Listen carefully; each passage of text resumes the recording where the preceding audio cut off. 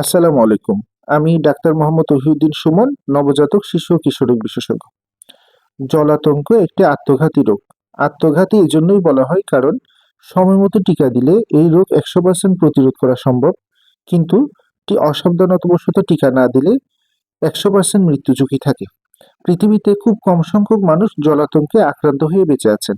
ছাতামাতা Facebook পেজে আজকে আমরা জলাতঙ্ক রোগের ভ্যাকসিন নিয়ে সচরাচর মানুষের জিজ্ঞাসা নিয়ে আলোচনা করব।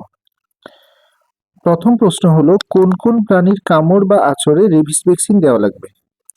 কুকুর, বিড়াল, শিয়াল, বেজি, বানর, বাদুড় এগুলার কামড় বা আঁচড়ে রেবিস ভ্যাকসিন দেওয়া লাগবে। চিকা, ইঁদুর, খরগোশ, গুইসাপ এগুলার কামড়ে ভ্যাকসিন দেওয়া লাগবে না।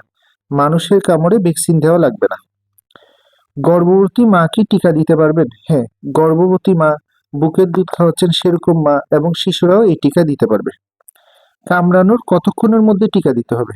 কামড়ানোর পর যত তাড়াতাড়ি সম্ভব টিকা দেওয়া শুরু করতে হবে। একটি ধারণা প্রচলিত আছে, সেটা হলো কামড়ানোর পর 20 দিন পার হয়ে গেলে টিকা দিয়ে আর লাভ হবে না। এই ধারণাটা সম্পূর্ণ ভুল। এমনও কেস রিপোর্ট আছে যে কামড়ানোর 10 বছর পরে জলাতঙ্কে আক্রান্ত হয়েছে। সুতরাং কামড়ানোর পর টিকা দিতে যতই দেরি হোক, 1 মাস, 2 মাস, 3 মাস যতই দেরি হোক, যদি শরীরে জলাতঙ্কে আক্রান্ত হওয়ার রোগের লক্ষণ না থাকে তাহলে অবশ্যই টিকা দেওয়া শুরু করতে হবে। পোষা বিড়াল কামড় দিলে টিকা দেওয়া লাগবে কিনা? পোষা বিড়ালকে জলাতঙ্ক থেকে প্রিভেনশনের জন্য যে রেবিস ভ্যাকসিনটা দেওয়া হয় সেটা প্রতি বছর বছর দিতে হয়, কারণ রেবিস ভ্যাকসিন পোষা বিড়ালের ক্ষেত্রে 1 বছর প্রোটেকশন দেয়। তাহলে পোষা বিড়ালকে যদি প্রতি বছর বছর রেবিস ভ্যাকসিন দেওয়া হয় তাহলে সেই পোষা বিড়াল কামড় বা আঁচড় দিলে ভ্যাকসিন দেওয়া লাগবে না। কিন্তু পোষা বিড়ালকে যদি সময় মতো রেবিস ভ্যাকসিন দেওয়া না হয় তাহলে সেই পোষা বিড়াল কামড় বা আঁচড় দিলে ভ্যাকসিন দেওয়া লাগবে। একবার ভ্যাকসিন সম্পূর্ণ দেওয়ার কত দিনের মধ্যে কামড় বা আঁচড় দিলে আবার ভ্যাকসিন দিতে হবে? একবার ভ্যাকসিন সম্পূর্ণ দেওয়ার 3 মাসের মধ্যে যদি আবার প্রাণী কামড় বা আঁচড় দেয় তাহলে ভ্যাকসিন দেওয়া লাগবে না। 3 মাস থেকে 5 বছরের মধ্যে যদি আবার নতুন করে কামড় বা আঁচড় দেয় তাহলে ভ্যাকসিনের 2টি ডোজ নিতে হবে। 5 বছরের পরে যদি আবার কামড় বা আঁচড় দেয় তাহলে ভ্যাকসিন ডোজ ফুল আবার নতুন করে কমপ্লিট করতে হবে। কামড় বা আঁচড় দেওয়ার পর দাগও হয় নাই, রক্তও বের হয় নাই, ভ্যাকসিন দেওয়া লাগবে কিনা? না।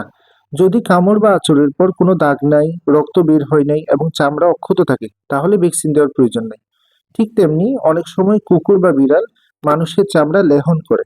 যদি অক্ষত চামড়া যেখানে কোনো ক্ষত নাই তার উপর লেহন করে তাহলে সেটার জন্য ভ্যাকসিন দেওয়া লাগবে না। কিন্তু ক্ষত চামড়ার উপর যদি লেহন করে তাহলে অবশ্যই ভ্যাকসিন দেওয়া লাগবে। কামড় বা আঁচড়ের পর প্রাথমিক চিকিৎসা কি? কামড় বা আঁচড়ের পর প্রাথমিক চিকিৎসা হলো সাবান পানি দিয়ে ওই ক্ষত স্থানটা কমপক্ষে 30 মিনিট ওয়াশ করতে হবে। এই সাবান পানি ভাইরাসের চারপাশে যে চর্বির আবরণটা থাকে সেটাকে ভেঙে ভাইরাসটাকে মেরে ফেলে। তাহলে ক্ষত স্থান যদি 30 মিনিট ওয়াশ করে তাহলে ক্ষত স্থানের ভাইরাসের পরিমাণ অনেক কমে যাবে। সন্দেহজনকভাবে প্রোটেকশনের জন্য টিকা দিলে কোনো প্রবলেম হবে কিনা? না, এটা একটি সেফ ভ্যাকসিন। যদি কামড় বা আঁচড় নিয়ে কনফিউশন থাকে তাহলে সন্দেহজনকভাবে টিকা দিলে কোনো প্রবলেম হবে না, বরং টিকা দিয়ে দেওয়াটাই বুদ্ধিমানের কাজ। আজ এই পর্যন্তই। ভালো থাকবেন। আসসালামু আলাইকুম।